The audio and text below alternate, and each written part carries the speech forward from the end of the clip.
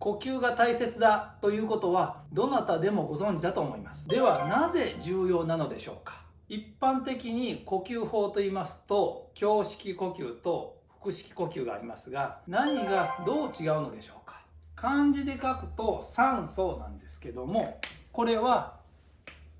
酸の元なんですね。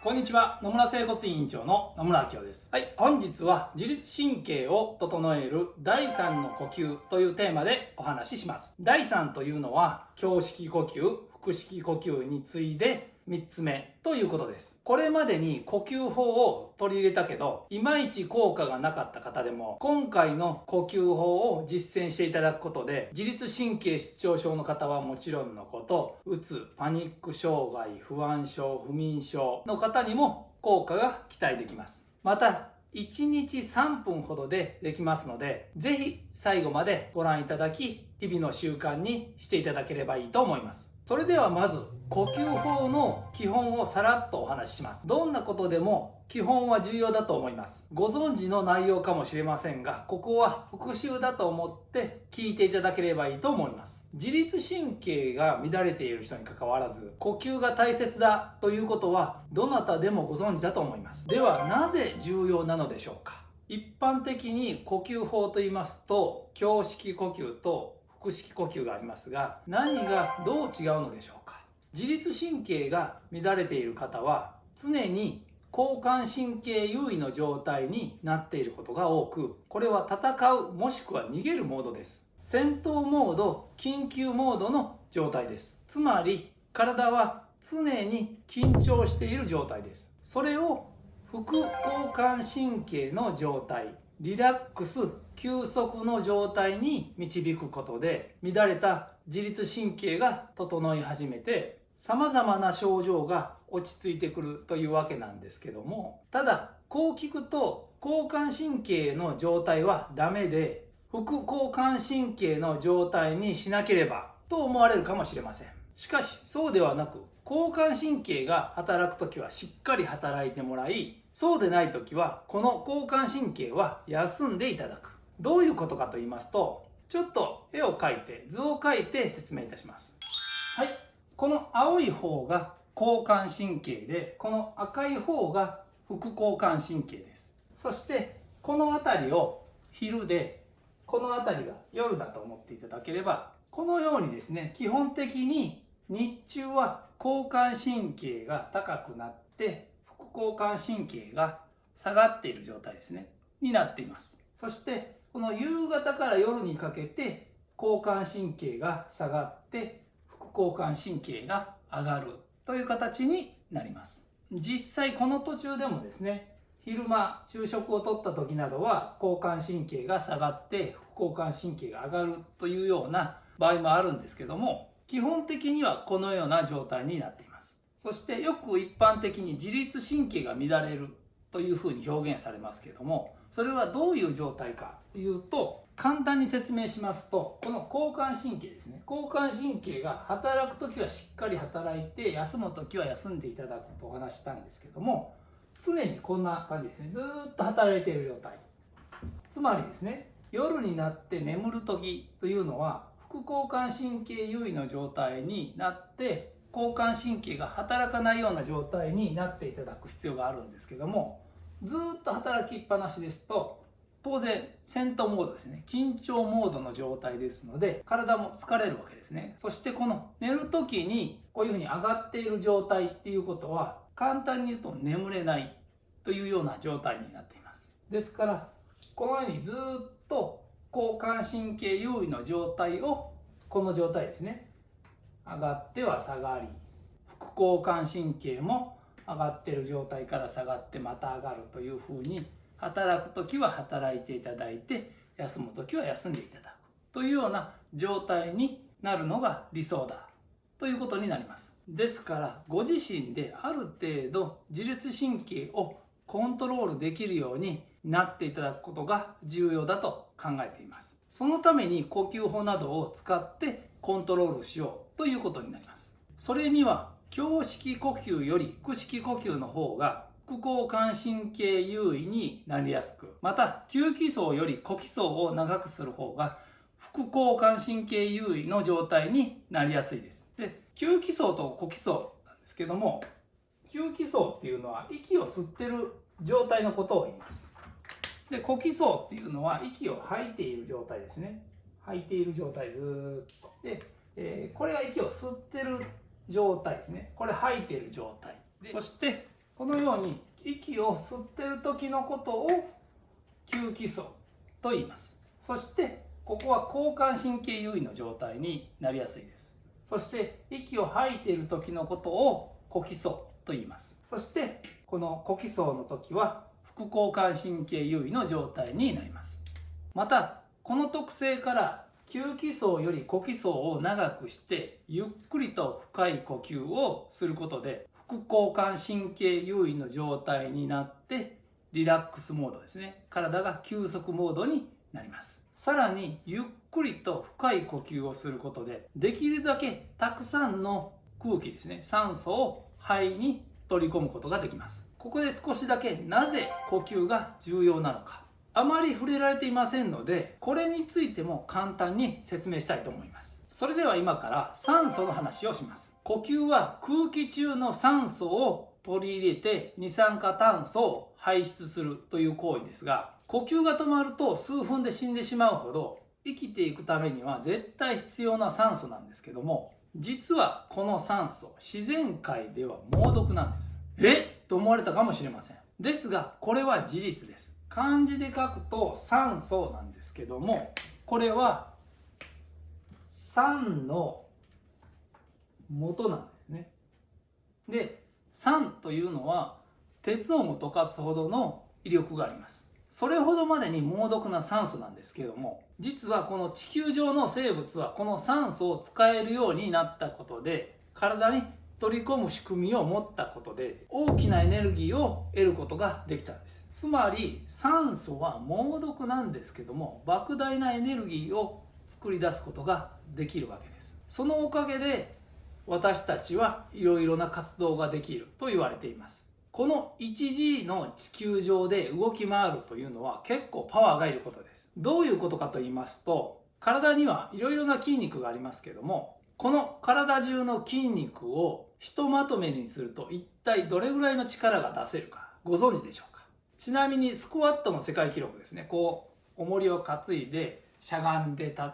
元の位置に戻るというやつなんですけども、それの世界記録は490キロです。だからそこから想像すると、イメージするとだいたい500キロぐらいかなみたいな感じになると思うんですけども、実は答えはね16トンです。16トンですね。間違いではありません。だいたい体重60キロから70キロぐらいの人の筋肉をひとまとめにするとこれぐらいの力が出せると、計算上そう言われています。ここまで軽量コンパクトにまとまっていて、こんなにパワーが出せる機械っていうのは世界中探してもどこにもありません。それくらい私たちの体はパワフルなんです。ちょっと話がそれたので元に戻します。この莫大な力を発揮するエネルギー源である酸素ですね。1回の呼吸でできるだけたくさん取り込むことができれば、体の筋肉や神経や免疫系の細胞に栄養を与えることができます。この免疫系というのは傷んだところを修復するという働きもしているのですが、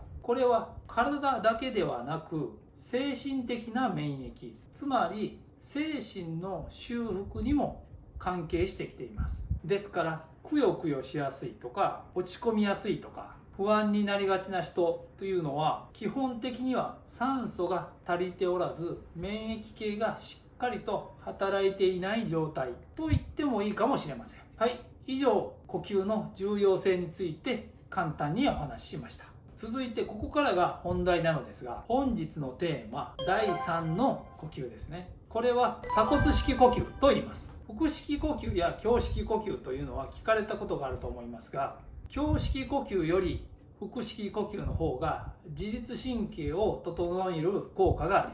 副交感神経を優位にして体をリラックス状態に持っていけるということは先ほどもお話ししました。ただこの呼吸法だけですと実は不十分な場合があります。腹式呼吸も胸式呼吸も肺の下の部分をメインに使っており、上の部分が使えていない状態になっています。肺というのはこの胸にあるというのはご存知だと思います。では体のどこからどこまでを占めているのか。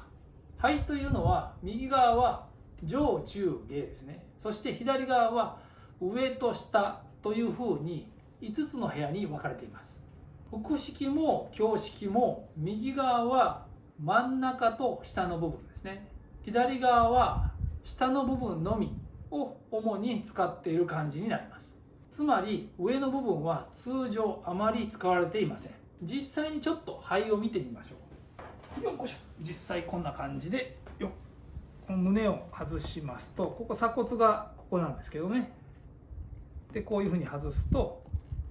肺が右側と左側なんですけども、分かりますかね。ここに線が薄く入ってるんですけどね、こっから下ぐらいですね。だいたいこっから下、左側もここに線が入ってるんですけど、こっから下ぐらいが疲れているような状態になっており、ちょっともう一回胸をつけると、ここが鎖骨なんですね。ここが鎖骨なので、ちょうど鎖骨よりちょっと上ですね。この鎖骨があるんですけども、このちょっと上ぐらいまで肺の上の部分は来ています。そして下はですね、この横隔膜ですね。ここちょうど横隔膜があるんですけども、その横隔膜のちょっとギリギリ上ぐらいまで来ている、そんな感じになっています。で肺を取ると、これをちょっと分けると、構造上ですね、お腹を膨らましても胸を膨らましてもこの下の部分しか動かないわけですね。で肺は陰圧といって、ちょっと難しいんですけども、体積が広くなった場所が膨らむような状態になっているので、構造上大体この下半分ぐらいが大体膨らむような感じになっています。そして今回の鎖骨式呼吸というのは、この肺の上側ですね、上の部分を使って呼吸をするという方法になります。この部分をしっかりと使って呼吸することで、1回の吸気で酸素を体内に取り入れる量が格段に多くなり、体内のエネルギーですね、酸素により体への栄養が十分に行き届くことによって自律神経も整いやすくなり、自律神経失調症はもちろんうつやパニック障害、不安障害、不眠症の改善につながります。それでは実際に今から鎖骨式呼吸を説明します。はい、ここからは一緒にしていただければいいと思います。方法は2種類あります。初めて鎖骨式呼吸をされる方、すでに鎖骨式呼吸をご存知である程度経験がある方向けの2種類です。それでは初めて鎖骨式呼吸をされる方にはポイントが2つあります。まず1つ目は、吸う時も吐く時も鼻から行います。2つ目は5秒かけて吸って1秒止めて7秒かけて吐きます。もう一度言いますね。1つ目は吸う時も吐く時も鼻から行います。2つ目は5秒かけて吸って1秒止めて7秒かけて吐きます。この秒数は大体で構いません。きっちりではなく、吸う時間よりもですね、吸う時よりも吐く時間を長くしていただければ構いません。いいですか？それではまず肺の上部ですね、上の部分をイメージしてください。先ほどのトルソー君のこの辺りですね、肺のこの部分ですね、肺のこの辺り、上の部分をイメージしてください。ちょうどこの辺まであるという感じですね。そしてこの両手の人差し指と中指と薬指ですね、この3本指を鎖骨にかけるように軽く当ててください。そしてゆっくりと鼻から吸います。その時は初めはイメージで構いませんので、この肺の上部にですね、酸素がいっぱい入ってくる、空気がいっぱい入ってくるようにイメージしてください。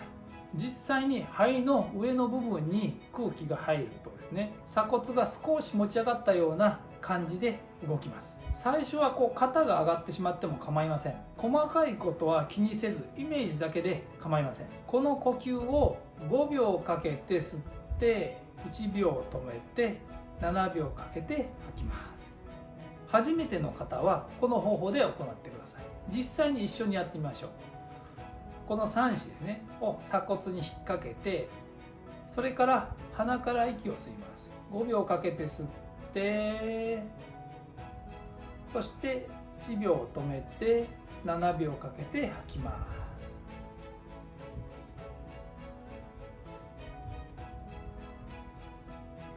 という感じですね。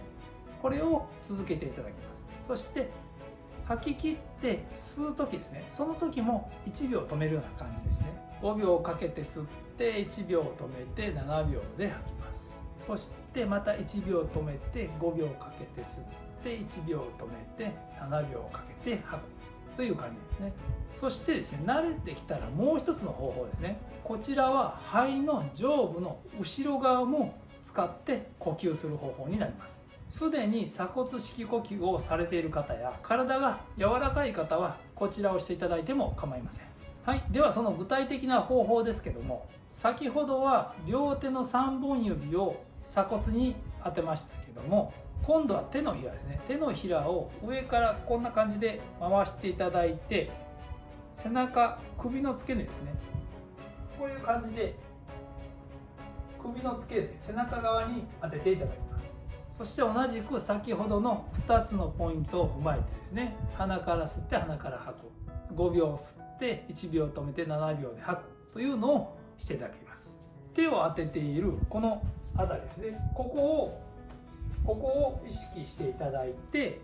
同じように鼻から5秒かけて吸って1秒止めて7秒かけて吐くというのを行います。同じようにイメージを使っていただいてですね、この肺の上部の後ろ側にも空気がたくさん入るようにイメージしていただければいいと思います。しっかりとこの肺の上部の後ろ側ですね、そこに空気が入ると、この手を当てている部分ですね、手を当てている部分が膨らんでくるのを感じることができると思います。はい、これが2つ目の方法です。実際にやってみますね。この状態で手を当てていただいて5秒かけて吸います。鼻から吸ってで1秒止めて鼻から吐きます。その時にここにですね、この辺り、肺のこの辺りですね、この辺りに空気がいっぱい、酸素がたくさん入るようにイメージしながら行っていただければいいと思います。はい、鎖骨式呼吸はいかがだったでしょうか。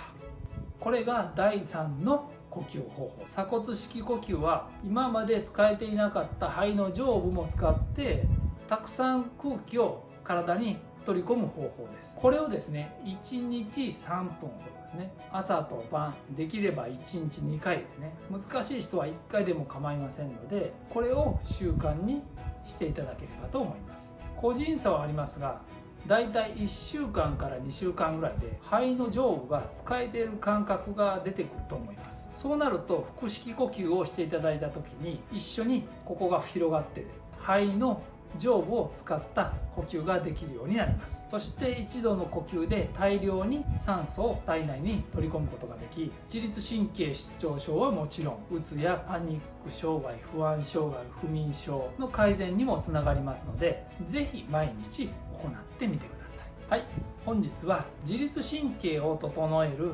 第3の呼吸方法というテーマでお話ししました。はい、今後も自律神経関係の情報を随時お伝えしていきますので、お見逃しのないようにチャンネル登録をよろしくお願いします。またメールマガジンでは動画ではお伝えしきれないような内容もお話ししていますので、下の説明欄にリンクがありますので、そちらの登録もよろしくお願いします。最後にこの動画が役に立ったと思っていただければ、高評価ボタンですね、グッドボタンを押していただければ嬉しく思います。それでは次回の動画でお会いしましょう。